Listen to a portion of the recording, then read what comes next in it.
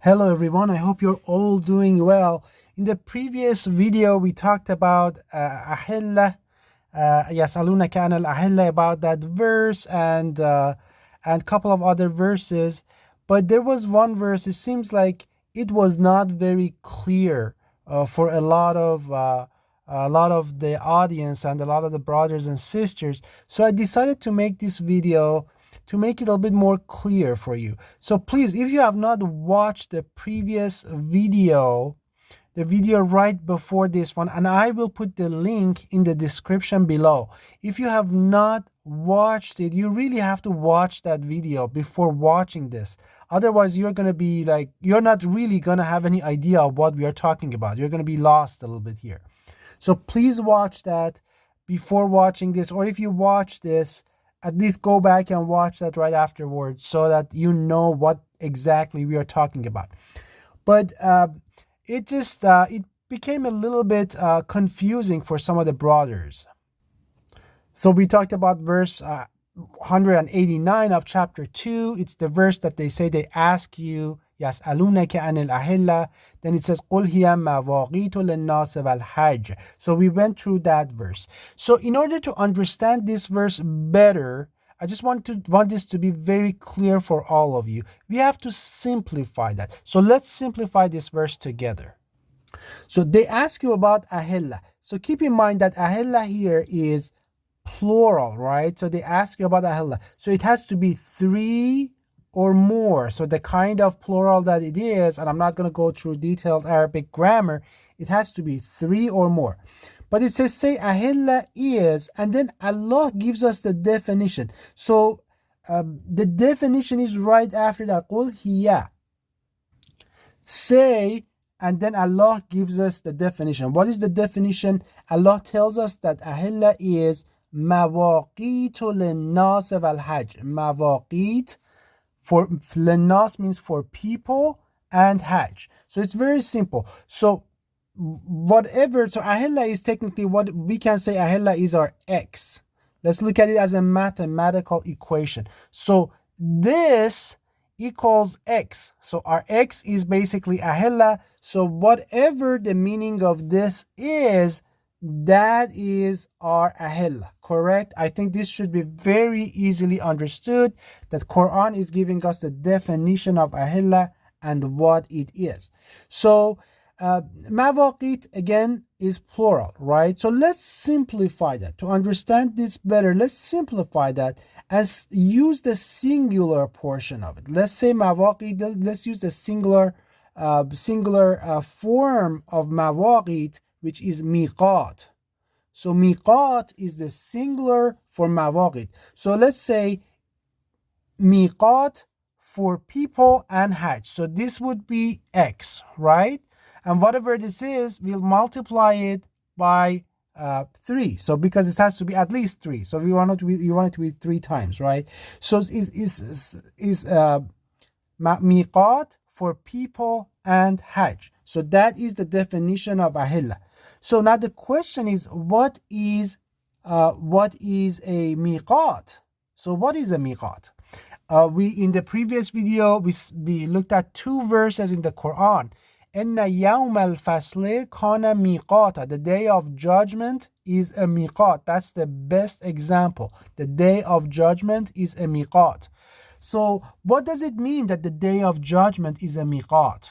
What does it mean? If you think about it, it's very obvious. What is the day of judgment? It's a place where all mankind, they gather together.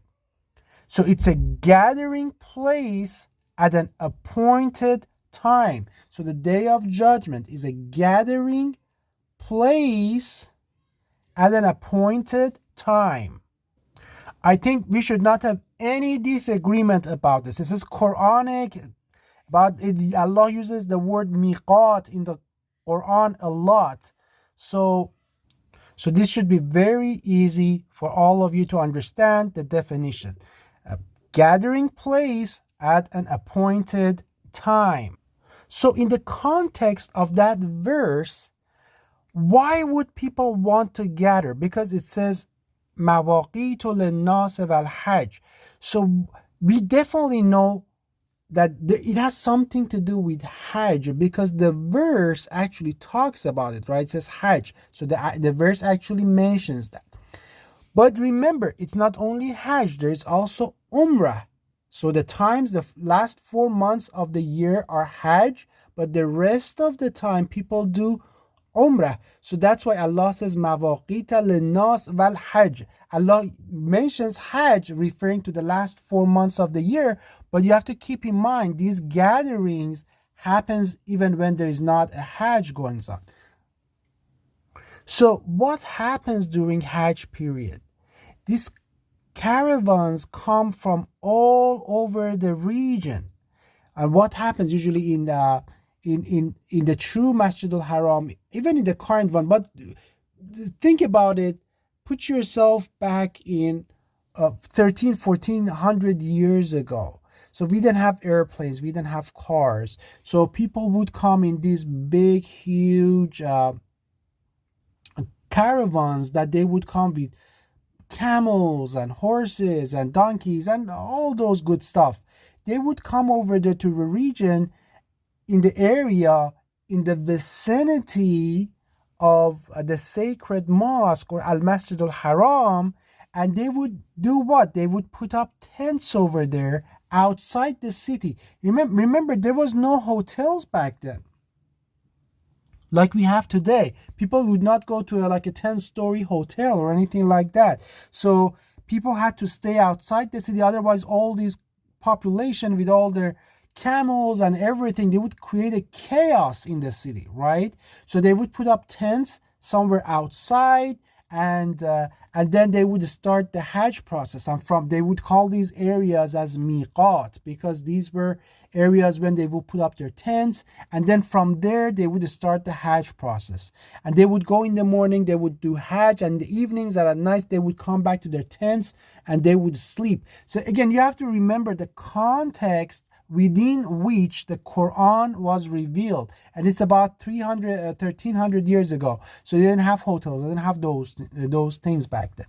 So these places were called mawaqit or miqat. These were the gathering places at an appointed time, because it was happening during Hajj, correct? So that's why the verse says mawaqit linnase, for people, wal Hajj, for Hajj.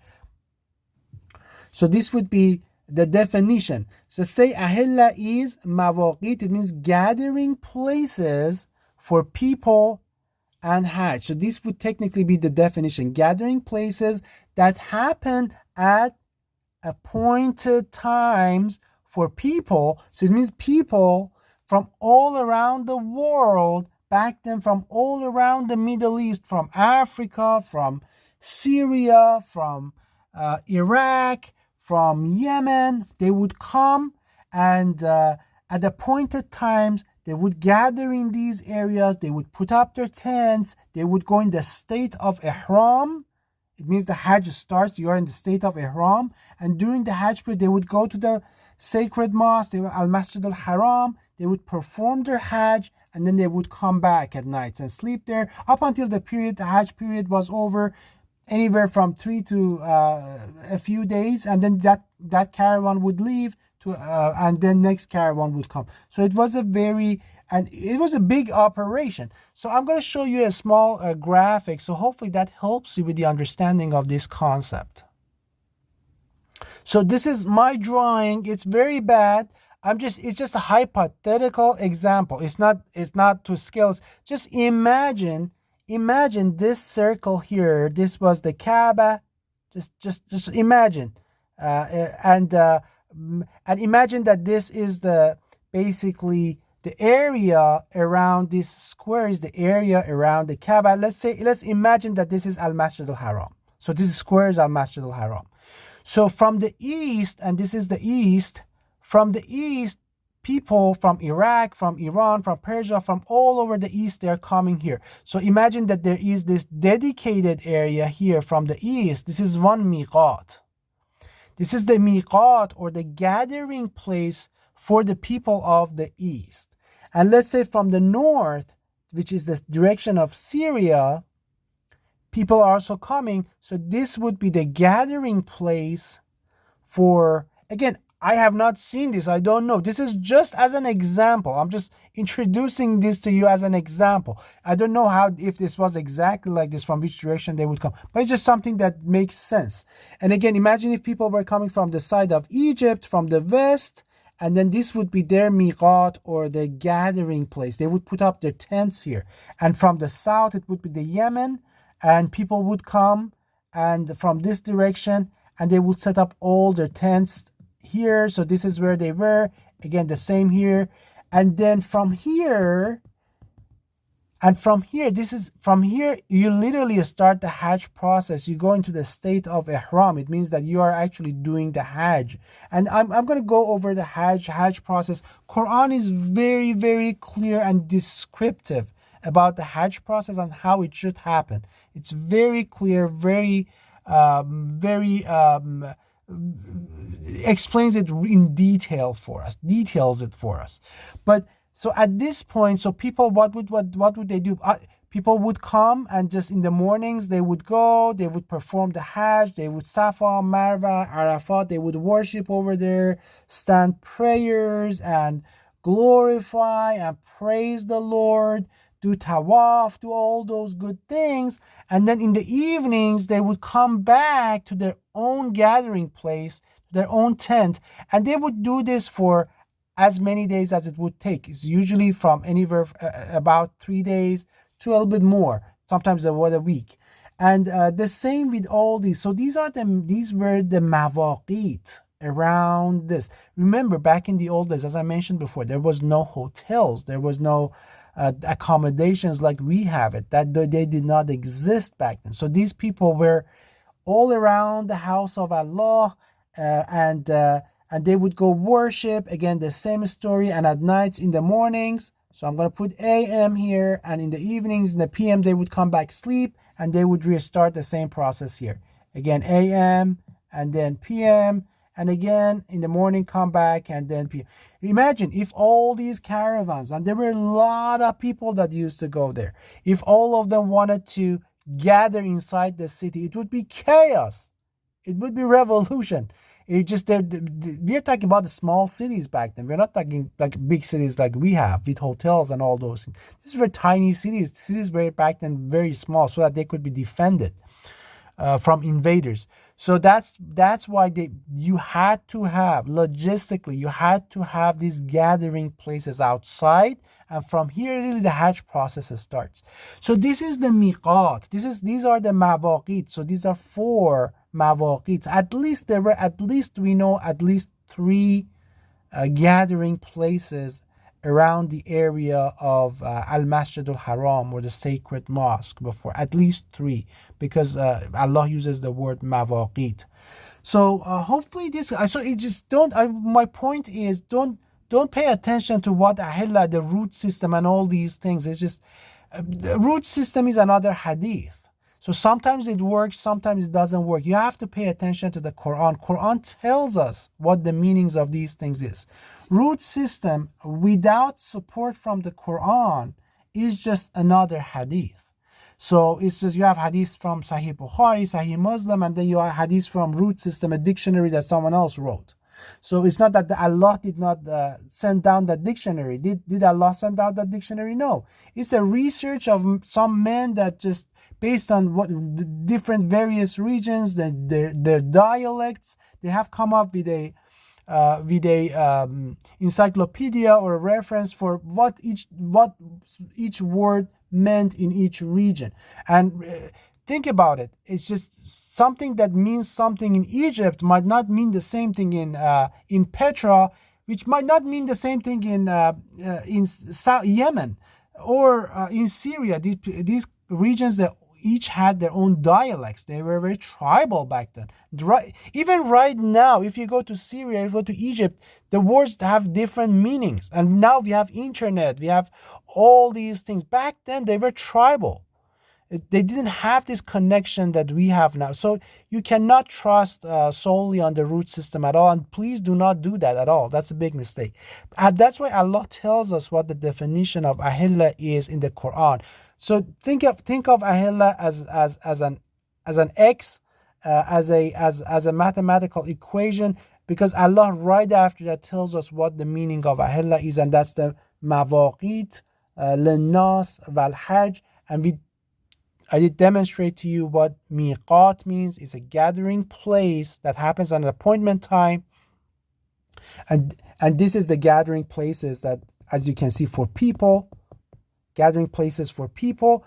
Wal hajj, it means doing the hajj, and these things have, because there were a lot of demand, people were coming, and so you had to have these gathering places. Otherwise, you would be dealing with chaos. This is huge operation, and you should not you should not think that it was something small. It was huge operation. Peace and blessings to all of you.